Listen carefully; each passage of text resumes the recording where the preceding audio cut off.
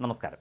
Hema committee റിപ്പോർട്ടുമായി ബന്ധപ്പെട്ട് സംസ്ഥാന സർക്കാർ ഇരകൾക്കൊപ്പമല്ല പീഡകർക്കൊപ്പമാണ് എന്ന ആരോപണം ഉയരുമ്പോൾ പിണറായി സർക്കാരിനെ വീണ്ടും വെട്ടിലാക്കി പുതിയ റിപ്പോർട്ട്.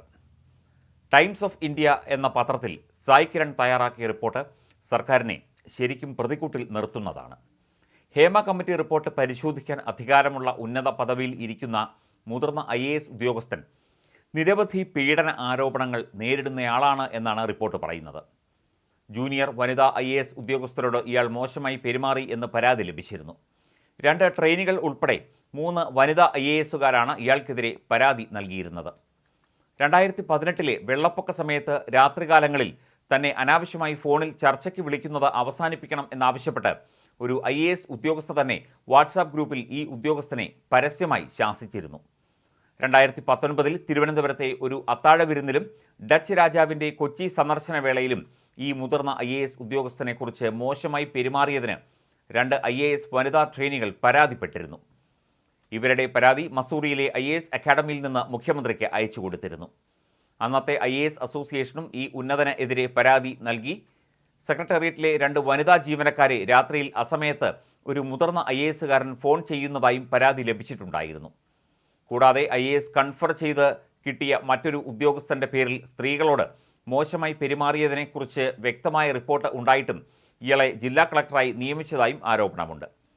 സ്വർണ്ണക്കടത്തുമായി ബന്ധപ്പെട്ട് ആരോപണങ്ങൾ ഉയർന്ന സന്ദർഭത്തിൽ മുഖ്യമന്ത്രിയുടെ അഡീഷണൽ പ്രൈവറ്റ് സെക്രട്ടറി സ്വപ്ന സുരേഷുമായി ഫോണിൽ ബന്ധപ്പെട്ടതിൻ്റെ നിരവധി തെളിവുകൾ ഇയാൾക്കെതിരെ പുറത്തു വന്നിരുന്നു.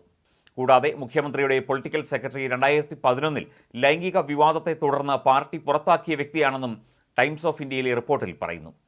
ഇതിൽ ആരോപണം നേരിടുന്ന പ്രധാനിയെ സ്വഭാവദൂഷ്യത്തിൻ്റെ പേരിൽ കേന്ദ്ര സർക്കാർ ഡെപ്യൂട്ടേഷൻ ക്യാൻസൽ ചെയ്ത് മടക്കി അയച്ച ചരിത്രവുമുണ്ട് എന്നതാണ് വസ്തുത.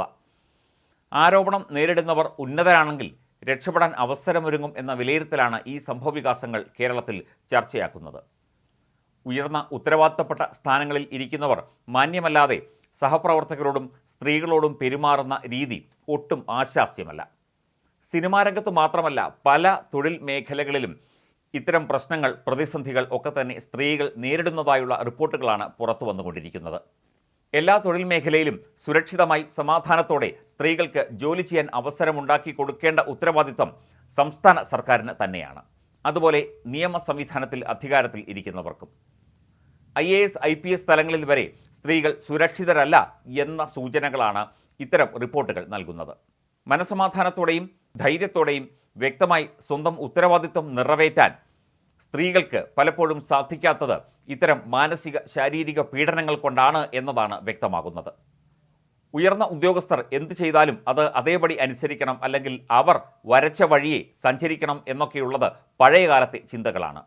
ഇന്ന് സ്ത്രീയും പുരുഷനും സമമാണ്. എല്ലാ മേഖലകളിലും സ്ത്രീകൾ ശക്തിയായി തന്നെ കടന്നു വരുന്നു.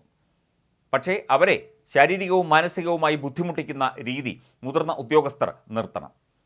സിനിമാ മേഖലയിൽ മാത്രമല്ല, എല്ലാ മേഖലകളിലും ഇത്തരം പ്രതിസന്ധികൾ സ്ത്രീകൾ അനുഭവിക്കുന്നു എന്നതിൻ്റെ പ്രകടമായ ഉദാഹരണമാണ് ഈ റിപ്പോർട്ട് ചൂണ്ടിക്കാട്ടുന്നത്.